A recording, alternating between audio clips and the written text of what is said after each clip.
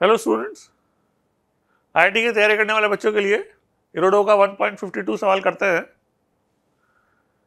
Kinematics के ऊपर based है ये, और बॉडी एक व्हील रोल कर रहा है, उसके रिम के पॉइंट का एक तो एक्सेलेरेशन पूछा है यदि रोलिंग की स्पीड कांस्टेंट है तो, और दूसरा उस रिम के पॉइंट का डिस्टेंस जो है वो कितना ट्रेवल करेगा वन व्हील के कंप्लीट रोटेशन में, वो पूछा है।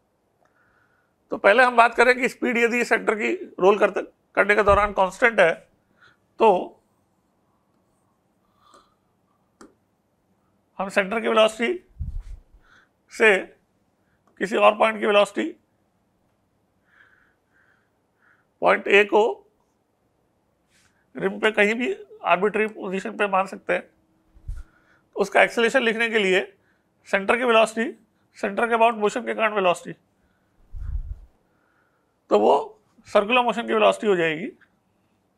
और जब हम इसका एक्सेलेरेशन निकालेंगे तो सेंटर का एक्सेलेरेशन यदि नहीं है तो केवल सर्कुलर मोशन की वजह से जो एक्सेलेरेशन होगा v स्क्वायर बाहर, वही जो है पॉइंट ए का एक्सेलेरेशन टुवर्ड सेंटर हो जाएगा।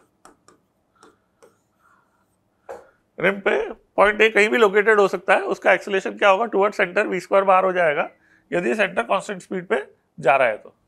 क्यों? क्योंकि हम एक्सेलेरेशन को कैसे लिखते हैं, सेंटर का एक्सेलेरेशन सेंटर के अबाउट सर्कुलर मोशन की वजह से एक्सेलेरेशन, तो सेंटर का एक्सेलेरेशन है नहीं और सेंटर के अबाउट सर्कुलर मोशन की वजह से मोशन यूनिफॉर्म होगा, तो एक्सेलेरेशन केवल सेंटर की तरफ आएगा v स्क्वायर बाय r के बराबर। ये बात ए पार्ट की थी। बी पार्ट की बात करते हैं। बी पार्ट में हमें डिस्टेंस ट्रैवल निकालनी है और उसके लिए हमें क्या करना पड़ेगा,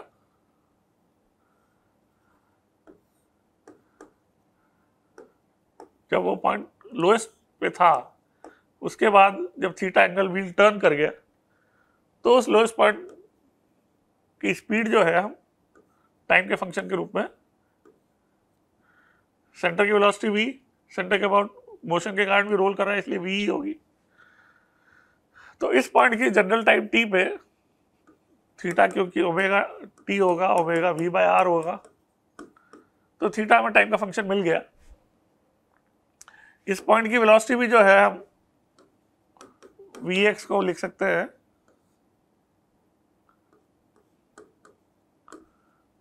v minus v cos theta से, और वी वाई को लिख सकते हैं v साइन थीटा से। तो अंडर रूट वी एक्स और वी वाई स्क्वायर से अब क्या आ जाएगा, रिम के पॉइंट की स्पीड टाइम के फंक्शन के रूप में मिल जाएगी।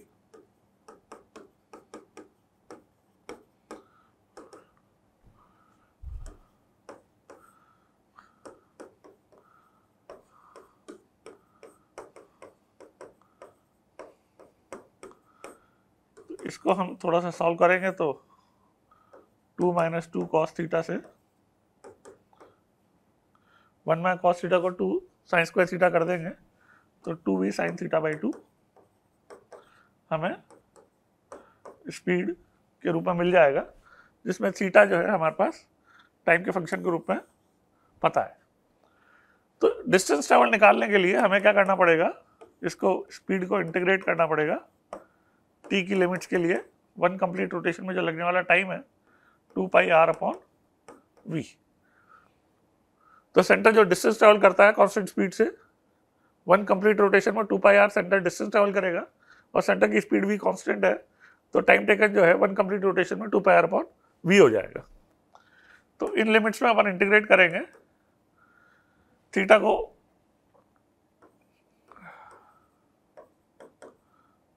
v by r into t लिखकर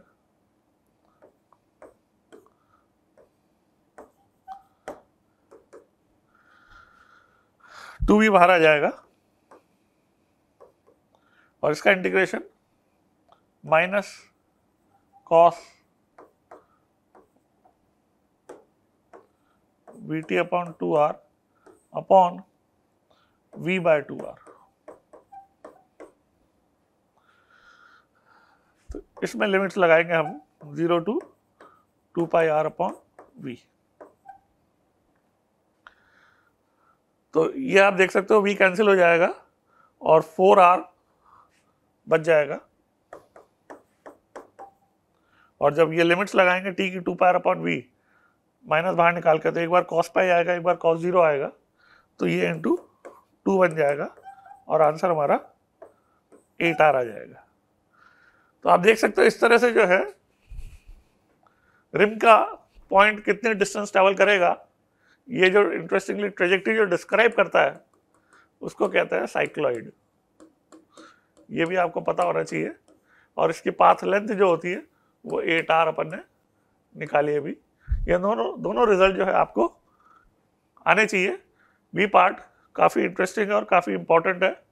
आपको कैसे करना है ये मैंने पूरा बताया कि रिम के पॉइंट की स्पीड जो होगी वो लोएस्ट पॉइंट पे 0 होगी, हाईएस्ट पॉइंट पे चले जाएगा तो 2v हो जाएगी, फिर वापस जो ग्राउंड पे आएगा तो 0 हो जाएगी।